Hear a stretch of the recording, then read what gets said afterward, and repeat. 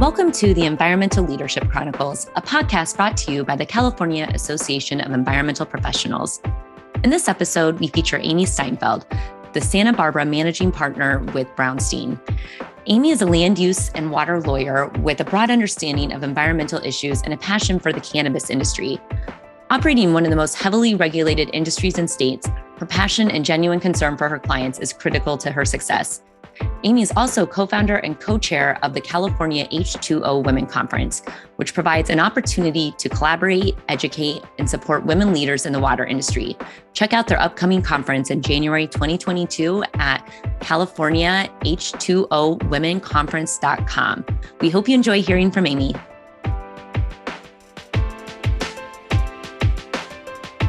Hi, I'm Jessa. And I'm Laurel, and today's guest is Amy Steinfeld with Brownstein.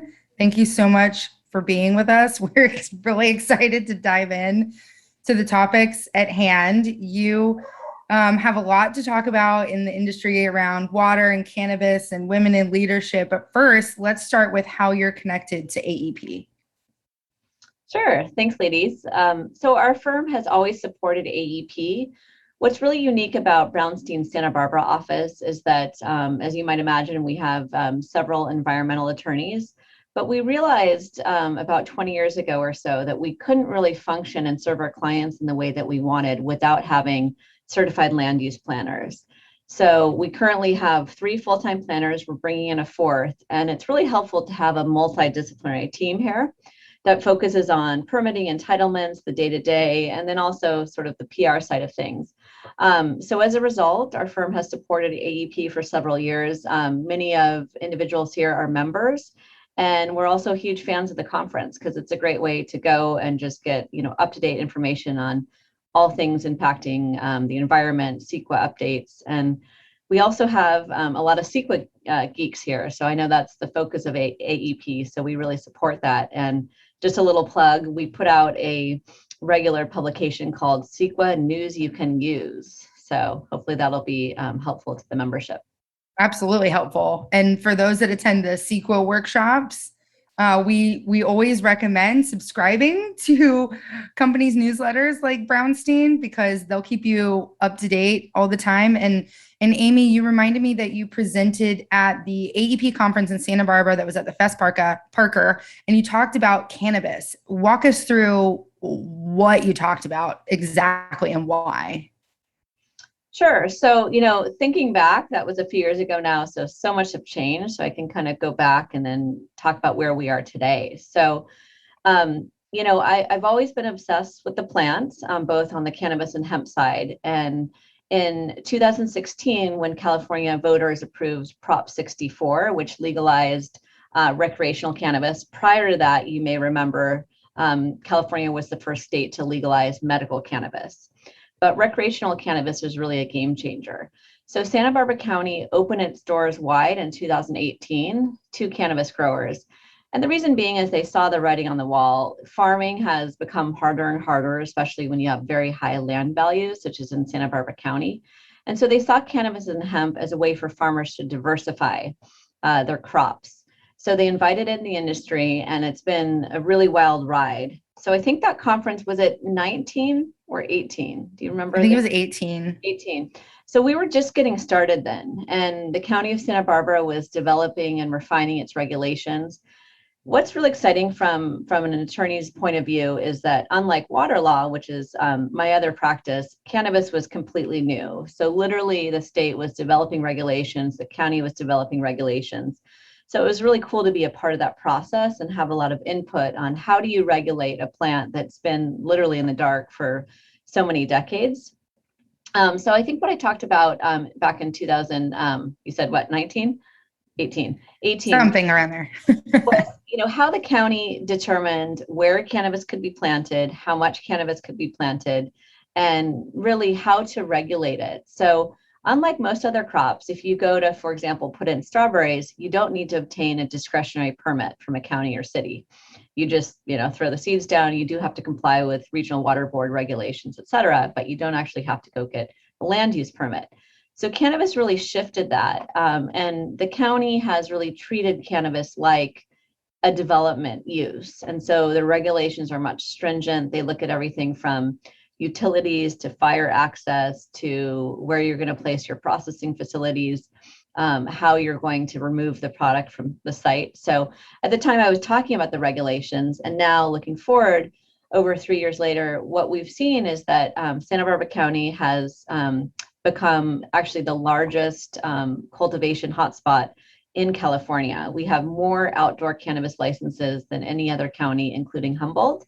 Oh, that's a fun fact. Yeah, yep. There's a lot of weed here. So, it's funny because the opposition calls us Canna Barbara, which I think is awesome. I think really I have not heard of that. That's so funny. I'm going to make hats if anyone's interested. So, so I think it's been a really wild ride, and I think from a land use perspective, it's been fascinating because some of the policies haven't worked out as a whole. The industry has been really over-regulated. And, both the state and the county, they were coming from a good place and they wanted to ensure public safety and all these other things. But unfortunately, it's sort of death by a thousand cuts. And, these farmers have to jump through so many hoops that I think what we're going to see in the next 3 years looking forward is deregulation, because unfortunately, many of these farmers just can't survive. It takes a whole team of planners, biologists, all kinds of environmental professionals, and millions of dollars just to get you to the point where you can put a seed in the ground. Wow. I mean, that's a massive industry. California usually has this problem, right? Where we want to protect our water quality, our air quality, all of our natural resources. And we have CEQA to help us review discretionary actions for exactly that, for the environmental impact. And yet there's oftentimes these, I would say that not really environmental problems that sneak in and become these overregulated, convoluted webs of land entitlement and environmental permitting processes that is just like, it makes it not competitive for businesses to enter. And I love that you said, well, the future will likely be deregulation. How are you and Brownstein a part of that policy changing? Yeah, so I realized pretty early on in this industry that if we wanted to make this work in the face of so much opposition, which really came from decades. I'm sure you all remember in fourth or fifth grade getting the talk about drugs. I'm a bit older than you ladies, but I remember Nancy Reagan, the video showing that we were all going to die if we tried drugs. So as a result, there's a lot of stigma behind the plant, and that's changing rapidly, but there's still a large contingent of people that just don't want the plant in their backyard. And so as a result of that, the industry, we needed to get all the farmers together along with all the ancillary businesses and do education and basically try to help the public understand that, in fact, this plant was extremely green. It was very benign. It's safer than alcohol. So we really had to just get out there and be sort of the face of the industry. So I worked with a group of farmers to form the North County Farmers Guild. And the purpose really is just to share with the public what the farmers were up to, because, there's a lot of, who are these farmers? Are they from out of town? And no one really knew who they were. So we wanted to get the plant out into the light along with the folks growing it and demonstrate that cannabis farmers could be great neighbors and had a lot to offer. So as a result, we've gone through, I think there's something like over 27 hearings at the County Board of Supervisors and the Planning Commission level, where we brought the industry together to just comment on every iteration and every change in the law. And, it's still not perfect, but we're getting there. What were some of the big issues around water? Because California drought, Santa Barbara drought. I think if I remember correctly, Santa Barbara has not really a no growth policy, but kind of based on water. Walk us through like how water is connected to the plant or how it's such a hot topic in the area that you live in. Yeah, so Santa Barbara County is fairly arid. We do have a pretty diversified set of water sources. We have some healthy groundwater basins.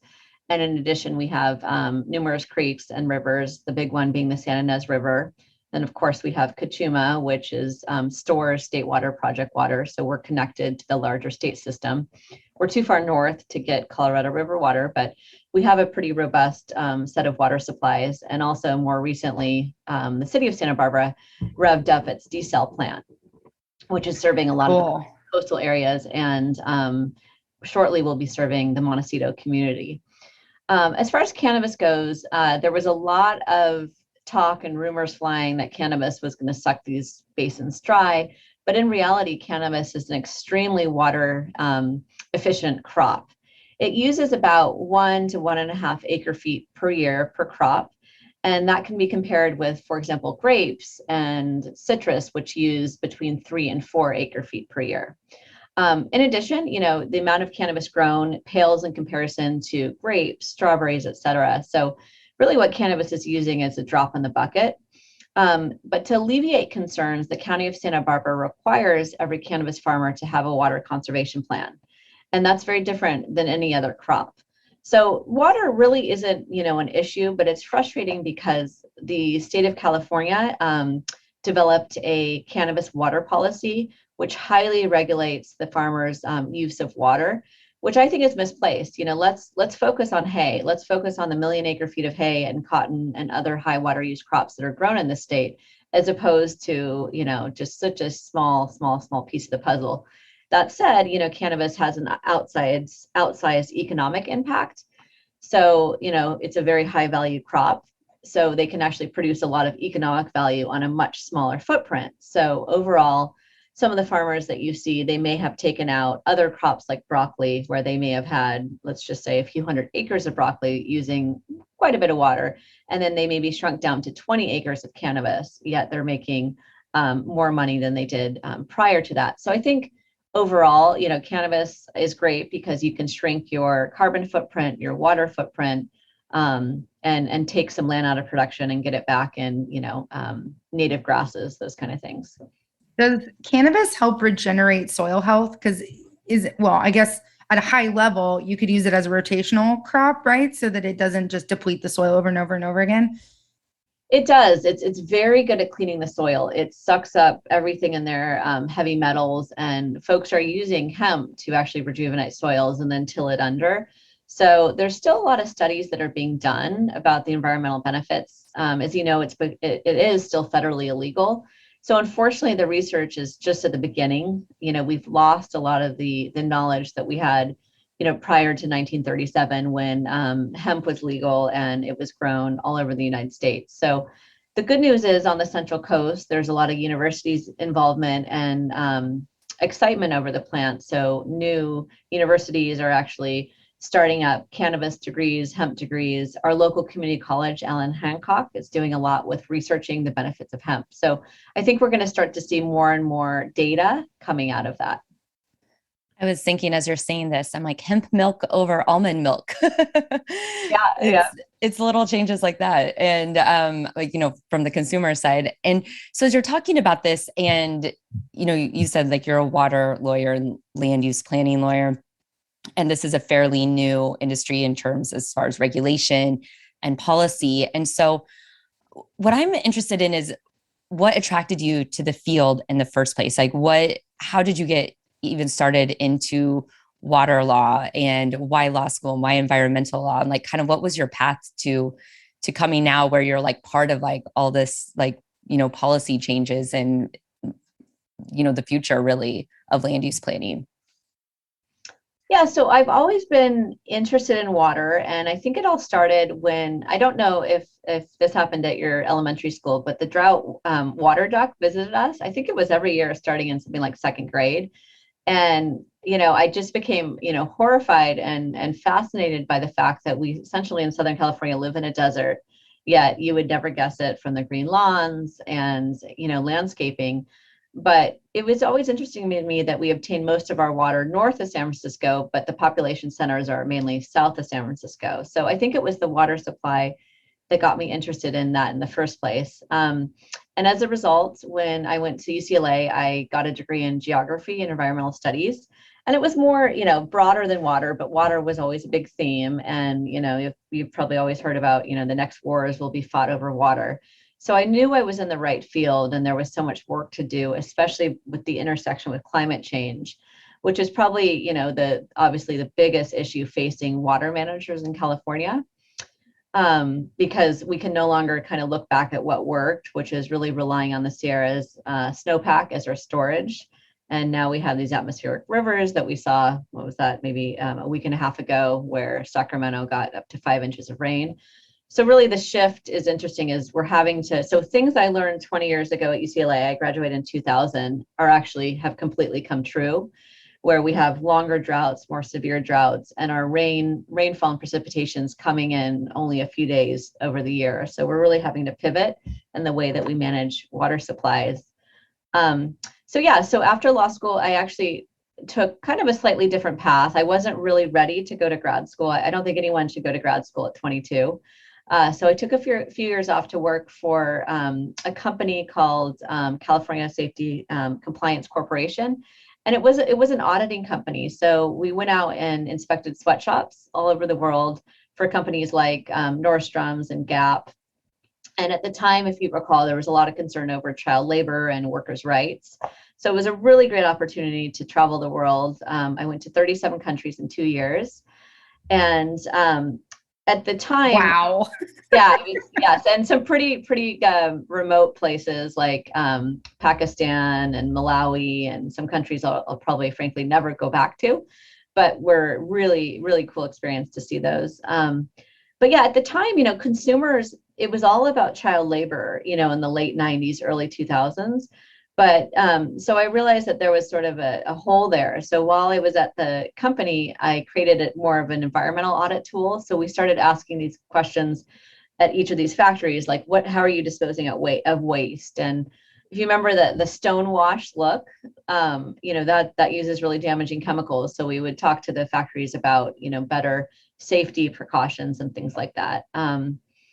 And then after 2 years, I guess my parents, didn't think I was going to survive, because I got myself into some pretty weird situations.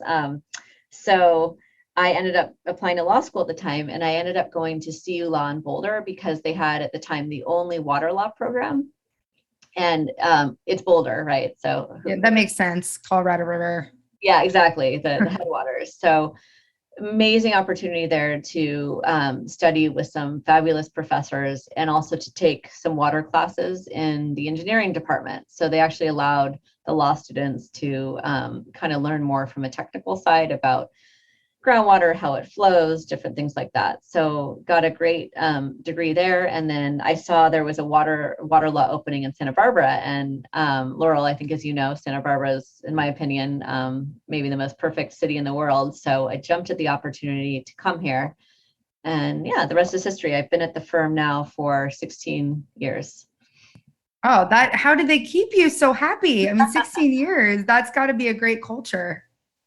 Yeah, it's a fabulous firm, and they really, people here really care, and we have a group of folks. I think that what's interesting about our group is that everyone in our environmental department, or what we call our natural resources law group, is super passionate about whether it's water, land use planning, sustainable development, climate change. So it all really came together, and I love the folks I work with, some incredible attorneys, and then also we have great clients. So we work with water districts, cities, private water agencies, and yeah, so it's been a great opportunity, and the firm really has focused on ensuring that women have everything they need to succeed here. So we, for example, over the past several years, increased our maternity leave. So we offer 6 months off for our attorneys. I want to celebrate that, especially where we are right now. Yes. Thank you so much to Brownstein for leading that charge. Yeah, so that's really helped to maintain, our women here. And we do a lot on a regular basis. We have a program called the Women's WLI Leadership Initiative. So we bring in female leaders from all walks of life to kind of discuss their path, and also what it takes to help women succeed in the legal world. The stats are still pretty grim as far as the number of equity partners at law firms. I think it hovers around 18% or so women, but Brownstein has some of the highest numbers nationwide of women who are equity partners. So they've done a lot to support women in whatever kind of aspect of their life. And, we also get together and just have fun together as women, the firm really supports our H2O Water Conference. So I think having women in leadership is really important, and recognizing, for example, that women may network in a different way than men, and they may not have all the same opportunities. So for example, at most of these water conferences, the big event is golfing, right? So True. Yeah. True. I don't know about you, but I don't golf and have no interest in golfing. And so women miss out on a lot of these opportunities to meet new clients and do the hardcore networking. So at our H2O Water Women Conference, we don't golf, but instead we have other activities like wine tasting and yoga and things like that to bring women together and to kind of celebrate, the differences. And also we've tried to create a reference network. So when I go to refer a case out, I try to refer it to a female attorney if I can't take the case.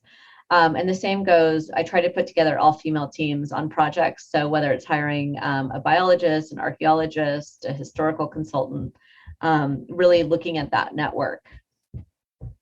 I think that's so important and critical, and about women helping women. And I think it's something that there's not, like, you really have to bring awareness to making those decisions and bringing, lifting women up, because a lot of, like what you were saying about the difference in networking, for example, I think there is a lot of data around women who don't speak up because they don't feel qualified, or, I'm thinking about, I'm sure you've heard the statistics about, if there's a job ad, women feel, sorry. The ladies in my house agree.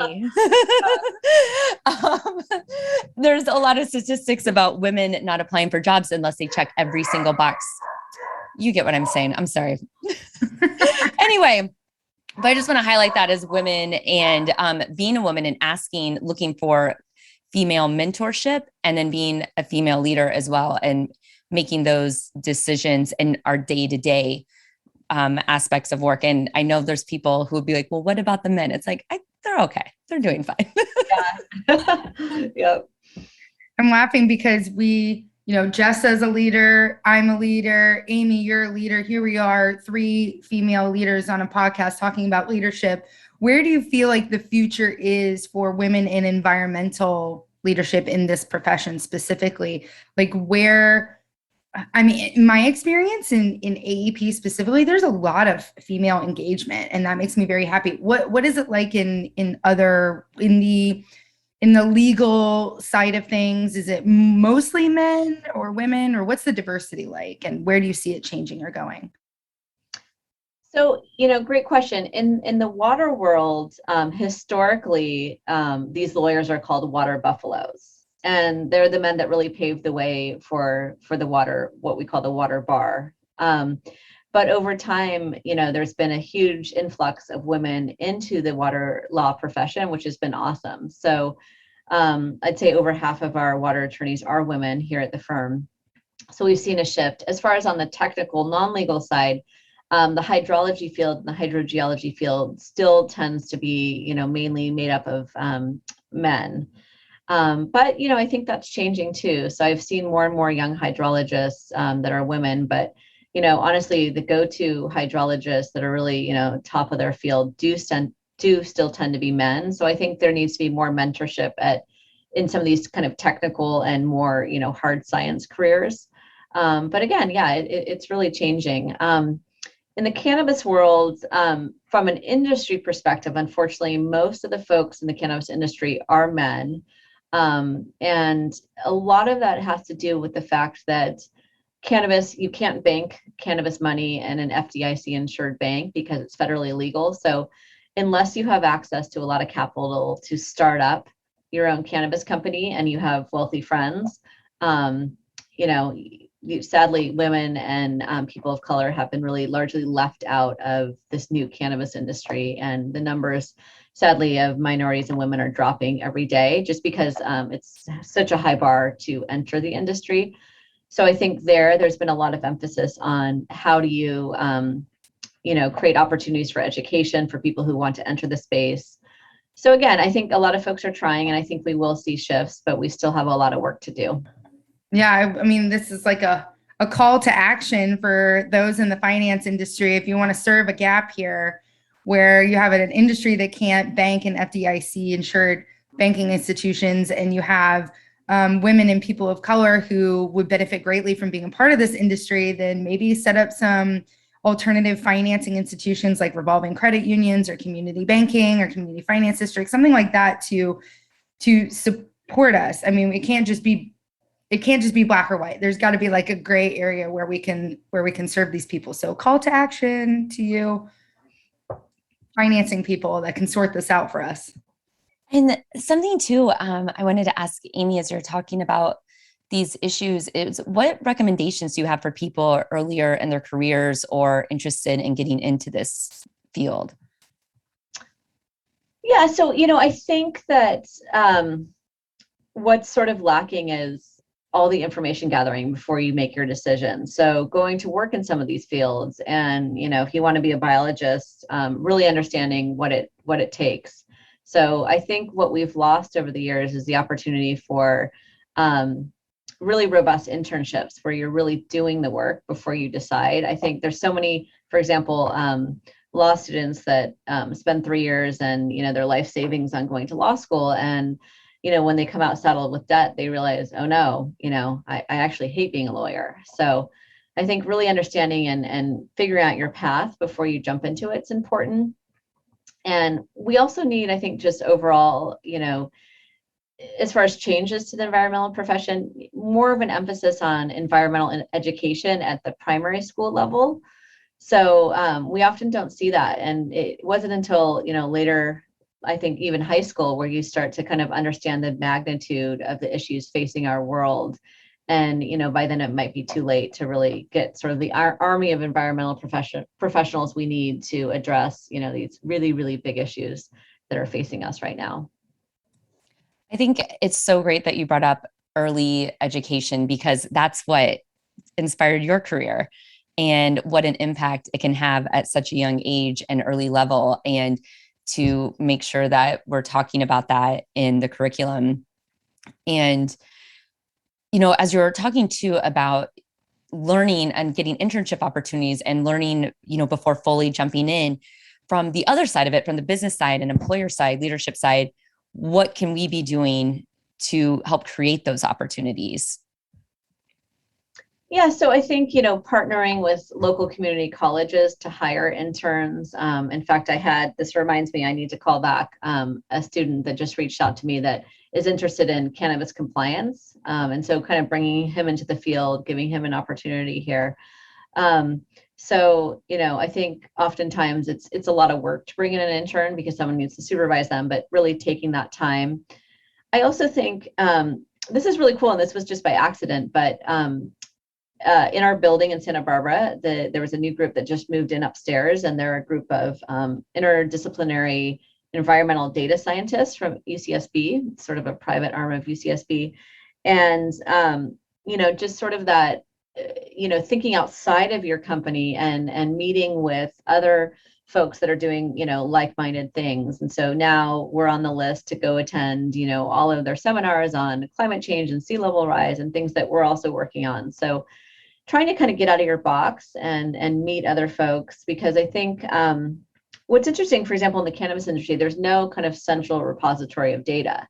So what's been helpful to our practice group is anyone who calls will take a meeting, whether it's a company, it's a laboratory, a manufacturing company, someone selling CBD, just to kind of learn more and make sure that our lawyers, for example, really understand the industries in which they're working, whether it's water, whether it's development work, or cannabis. I think that's a great pro tip for everyone, is to be like a multidisciplinary thinker. So, for me, I'm a regulatory affairs specialist. So the permitting world in California just makes sense to me. Like, I just understand it and I get it. But to be able to communicate and speak with engineers or communicate and speak with environmental consultants to help me do the technical work, I need to have had that experience preparing biological technical reports, preparing CEQA documents, reviewing grading plans and permits for stormwater pollution prevention and dust control plans. Like, it is the environmental world is so interdisciplinary. I highly encourage people to not only engage in an internship. For you students who want an internship, create one. Call up like this gentleman did, called you up and said, hey, I'm interested in this. Like, let's do an internship kind of thing. And also through AEP in this network, we want to do a mentorship program where we're linking people up and connecting them. I have been in the industry for 14 years and I need a mentor.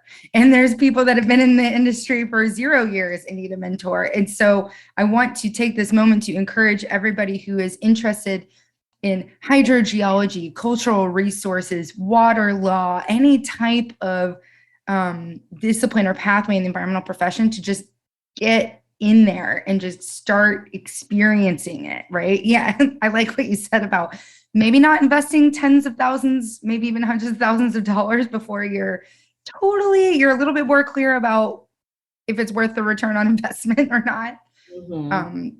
Yeah, and thank you. Can you share with us an example of, aside from, going around the sweatshops around the world and then hopping into water law and cannabis and in female leadership, are there any other parts of the environmental industry that have like really piqued your interest that you maybe do a little side gig in or hobby or read about on your own, or are you at max capacity? No, I mean, I think obviously, most folks are reading and concerned about climate change. I have to kind of limit how much I do read because frankly, it's just so depressing. I have a 6-year-old, so, I worry about his future, and even having, making the decision to have a child was a hard one, knowing that what we're facing and how we just can't seem to come together to stay below, the tipping point, which is unfortunate, which we just saw come out of this recent conference. But so, yeah, I mean, I'm always reading about climate change because it affects all my farmer clients. And then also, of course, our developer clients who may be on the coast. And then, of course, all the water folks serving, potable water supplies. So that's definitely something I read about. I think on the fun side, I'm really into gardening. So I like, growing my own food and geeking out with my trees on the weekend. So I have everything from guavas to passion fruit to bananas. And so that's kind of fun. I feel like that's just a small little thing that you can do. But I love, working out with the soil and being outside and kind of encouraging my son to grow vegetables. Last year, we started for the first time, to grow cannabis, just to kind of understand what my clients were going through. And that was a fun little experiment. So, yeah. I love that, getting your hands dirty. Well, I think that this is a great segue into the Wrap Up Rapid 5 series, unless, Jessa, you have another question on your mind. Oh, the only other thing I wanted to ask about, and we were talking a little bit before recording, is the water conference, the Women in Water. And I don't know if we brought that up yet, that it's coming up in January 2022. Yeah, so check out H2O Water Women, and our conference is going to it's in Santa Barbara. Because of COVID, we obviously didn't do it over the past 2 years, but it's a conference that occurs every 2 years, and we bring together leaders in the water space, not just from California, but from all over. So check out H2O Water Women, and you can learn more about this upcoming conference, which will be set, I think it's the 3rd week in January 2022. Great. Thank you for sharing the details on that. All right. So for the Wrap Up Rapid 5. Okay. What is your favorite daily habit? I would say walking to work. Sadly, it's the only exercise I get these days, but it's a nice chance to kind of meditate and get focused before I, get hit with all the client calls. All right. 3 things you'd bring to a deserted island. I'm not sure he's a thing, but I would bring my 6-year-old because he's really fun and we love to do art. So I would bring watercolors. And we both are sugar addicts. So we would bring all things sweet. Sounds like fun. Okay. What's your favorite environmental policy?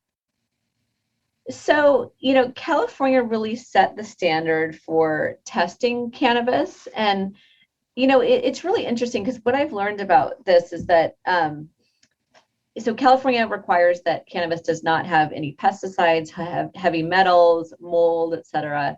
on the flower before it's sold into stores. So it's great to ensure people have access to clean product. And I think it's going to also change the way that we look at, for example, organic food, baby food, which is not subject to the same standards. Interesting. All right. Favorite fauna or flora? I love succulents. I know they're really trendy, but I have too many of them, and they're fun to grow. And then I like I don't know if this is fauna, I guess, flat-faced dogs like pugs. So Cute. I love it. We're big dog people here. That wasn't obvious. And finish this thought. Wouldn't it be cool if? So I think if, on the topic of climate change, if the world's nations could actually get together and come up with a plan to ensure that we phase out fossil fuels by 2030. Yes. Thank you so much, Amy. Thank you for joining us. Thank you for sharing. We love chatting with you. Thank you. I have a lot more questions. Yes, I want to keep going. Until next time, Amy. Yeah, for sure. Thank you so much. Thank you. We hope you enjoyed this episode. As a new podcast, it really helps us if you share with friends and colleagues that may enjoy this podcast as well. And please subscribe or follow the podcast to be alerted for new episodes. Also, if you want to submit a shout out, please send a voice memo under a minute, ideally to podcast with an S at califaep.org. Again, that's podcast at califaep.org, or any feedback that you'd like to share. We love feedback. Thank you.